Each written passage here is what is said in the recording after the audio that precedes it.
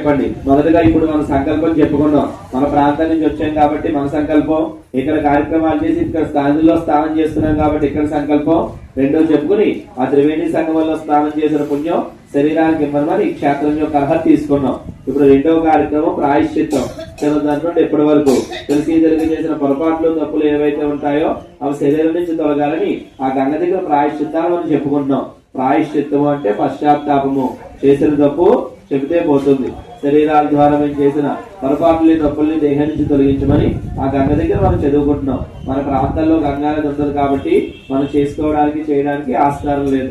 అందుకని కాశీయాత్రకు వచ్చినప్పుడు ఈ ప్రాంతాల్లో గంగ ఉంటుంది కాబట్టి గంగ ద్వారా మనం చేసిన పాపకర్మ దోషాలు తొలుగుతాయని మన నమ్మకం కాబట్టి గంగ దగ్గరికి వచ్చినప్పుడు ఈ ప్రాయశ్చిత్త సంకల్పాలు చెప్పుకుంటాం.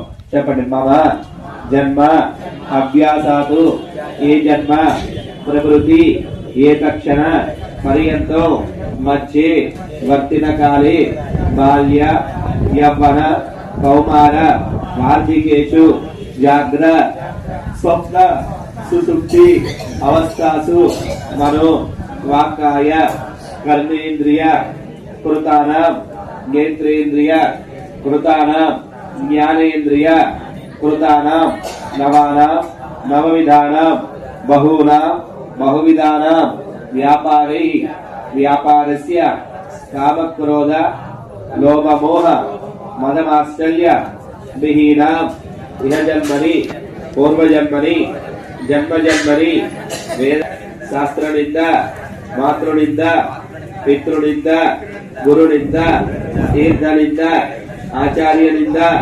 బ్రాహ్మణనింద అతిథినింద సాధునింద సన్యాసినింద బాలనింద ఆత్మనిందాది పరద్రవ్య అపహరణ పరద్రవ్యాది నిందారోపణ అకాల దంతదావన అకాల స్థాన అకాల భోజన అకాల శయన అకాల క్షురకర్మ నగ్నస్థాన సురాపాన నిత్యకర్మ పూజాది సంధ్యావందన త్యాగాది మాతృపితృ తిరస్కరణ గోవిక్రయ రసవిక్రయ కన్యా విక్రయ బాలధారణ బాలచేదన చతుపక్షాది కీటకాది సంహరణ నదీ తీరే నదీ మధ్యే మలమూత్ర విసర్జన ఇత్యాది సమస్త అకరణిక అస్పర్శ దోష నివారణార్థం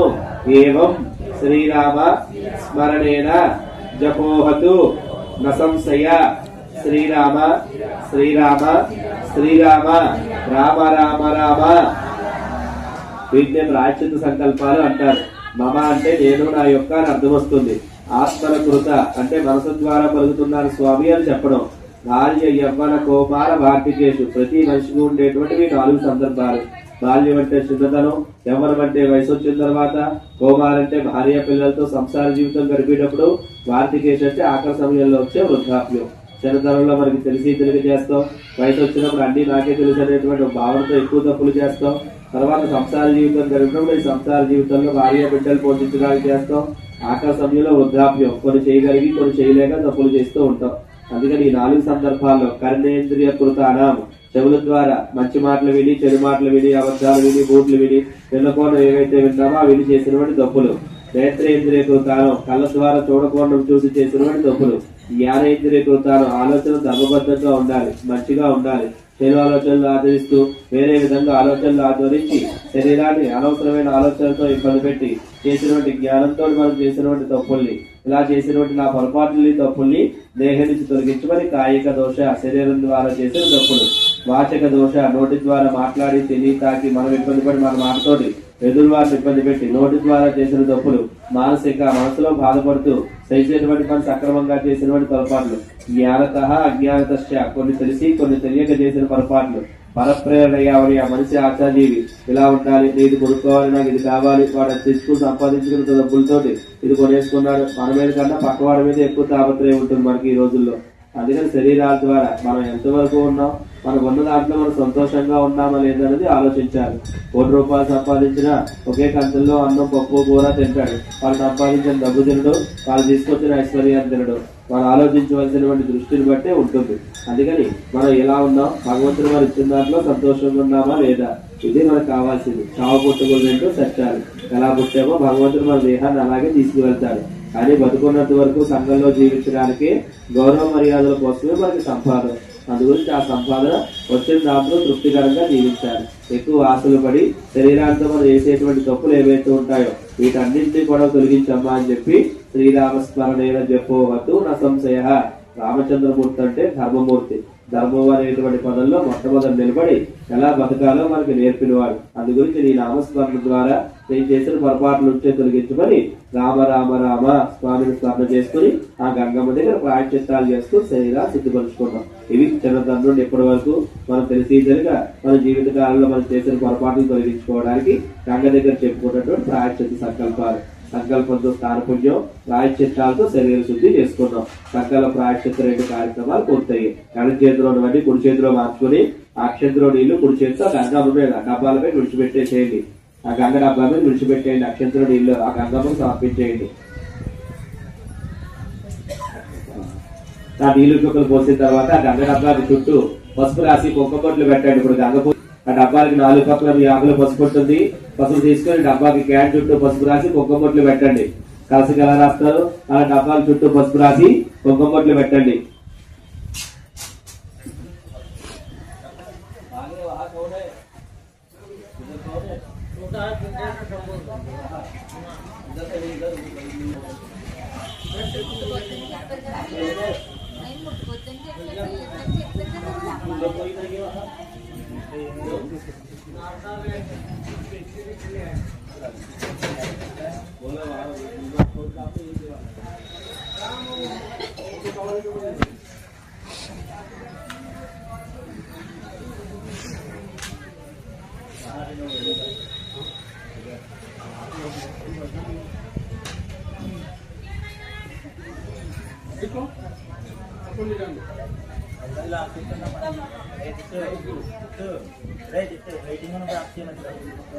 పొట్లు పెట్టుకోండి. ఆ గంగ డబ్బాల మీద అక్షంతల పూలు పూజ చేయండి. సంకల్ప పూజ, ప్రాయశ్చిత్త 2 పూజలు పూర్తి. 3వ కార్యక్రమం 3వ పూజ గంగ పూజ చేస్తున్నాం. ఇప్పుడు నేను ఏం వేయమంటానో ఆ వస్తువులు ఆ డబ్బాల మీద మీరు పూజ చేయాలి. చెప్పండి. నమో మహాగంగే. గంగ డబ్బా పైన అక్షంతలు పూలు వేస్తూ మంత్రం చెప్పండి. మహాదేవస్య వల్లభే మహాదేయత్వ మహాదేవి భాగీరథి నమోస్తుతే బ్రహ్మక మండల సంభూతి గంగే త్రిపథగామిని త్రైలోక్యం వందితి దేవి గంగా భాగీరథి. నమః మహాకాళి మహాలక్ష్మి మహాసరస్వతి గంగా భవాని దేవతాయే నమో నమః. ధ్యాన ఆవాహన నవరత్న ఖచ్చిత కుసుమ సింహాసనార్థం పుష్పాక్షత సమర్పయామి. దండం పెట్టుకోండి.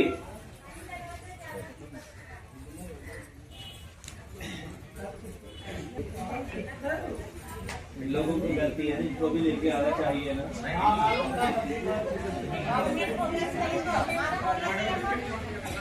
ఇప్పుడు మా మనిషి అందరికీ కూడా ఆవు పాలు పట్టుకొస్తాడు. మీ అందరికీ కూడా ఆవు పాలు ఇస్తాడు. మీ చేతులు డబ్బాల మీద పెట్టండి. చేతిలో పోస్తాడు పాలు. ఆ పాలు మీ చేతుల మీదుగా గంగ మీద విడిచిపెట్టండి. పాలు పోసేటువంటి సమయంలో గంగా ఆయన మహా అనుకుని పాలు పోయాలి.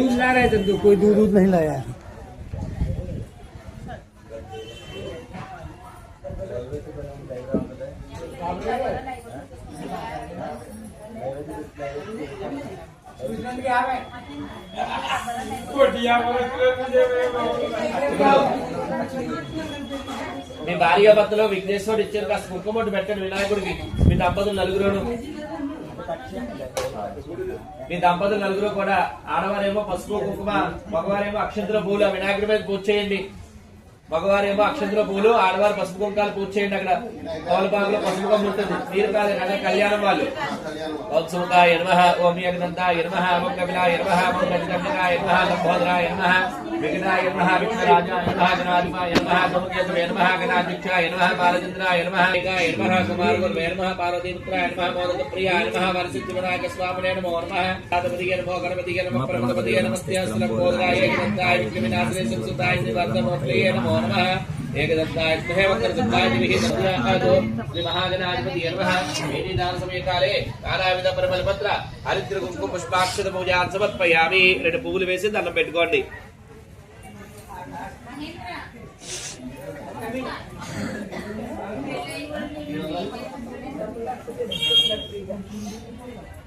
కళ్ళం మధ్యలో పెట్టుకోండి।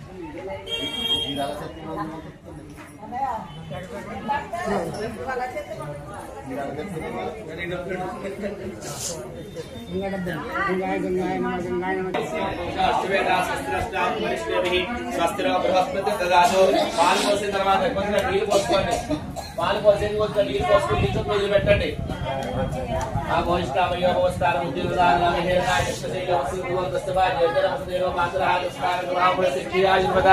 ఆపో జలిగదాజనః గోక్షీర గంగోదక శుద్ధోదక స్థానం సమర్పయామి। స్నానానంతరం శుద్ధాచమనీయం సమర్పయామి।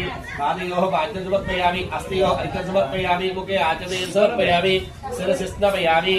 భద్రకరణే విష్ణుయామ దేవాః భద్రం పశ్యేమాగ్నిత్ర త్రైరంగే దృష్ట్వాదిస్వస్త్రోభిః విషేమ దేవైతం యదాయుః స్వస్తిరేంద్రో వస్త్రస్రవాః స్వస్తిర పూషా అశ్వేధ స్వస్తిరష్టాత్ వరిష్ఠేభిః స్వస్తిరో బృహస్పతిర్దదాతు। ఓం శాంతి శాంతి శాంతి। పాలు పోసిన తర్వాత చేతిలో నీరు చొక్కు పోస్తూ నీరు చొక్కు కూడా వదిలిపెట్టండి। కూర్చోండి। తర్వాత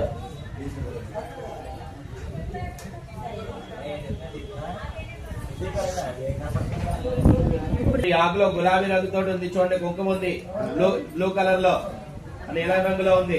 అలాగే కొన్ని మెరుపులు ఉంటాయి నీలం కలర్లో రంగు పక్కన, ఆ మెరుపులేమో అబ్రకము అంటారు। ఆ నీలం కలర్లో ఉన్నదాన్ని గులాలం అని పిలుస్తారు। ఆ గులాలము అబ్రకం అంటే గంగా నది చాలా ఇష్టమైన పదార్థాలు। మరి పసుపు కుంకుమ వేసి నదులు ఎలాగైతే దండం పెట్టుకుంటామో ఇక్కడ గంగలో ఈ గులాలాన్ని అబ్రకాన్ని వేసి ఇక్కడ వారు నమస్కారం చేస్తారు। ఆ ఇష్టమైన పదార్థం భక్తుడు సమర్పించాడని మనసులో తలిచిన కోరి వేస్తుందో నమ్మకం।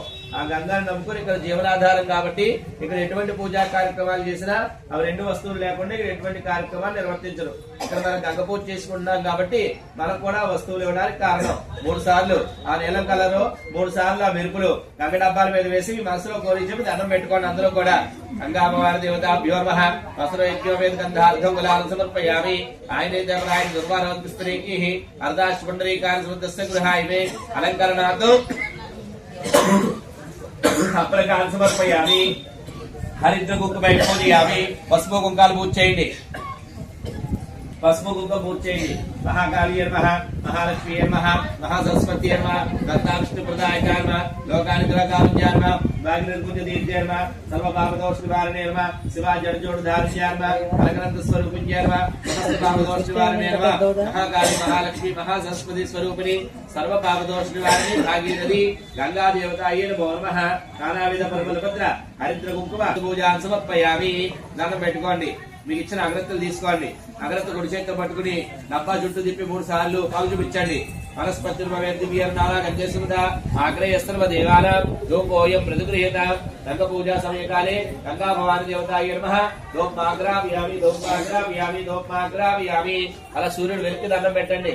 బాల భాస్కర్ వార్తాండాచం రశ్మి దివాకర ఆయుర ఆరోగ్యేశ్వర్యం ఉషావత్ని ఛాయాధేత సవిత్ర సూర్యనారాయణ స్వామి నమః। గంగ పూజా సమయకాలే సూర్య దీపం మంగళ దీప నమస్కారాన్ని సమర్పయామి। నైవేద్యం మీకు ఇష్టమైన అరటిపండు గంగ డబ్బాల పైన పెట్టండి। అరటిపండు తీసుకుని గంగ డబ్బా పైన పెట్టండి అరటిపండు।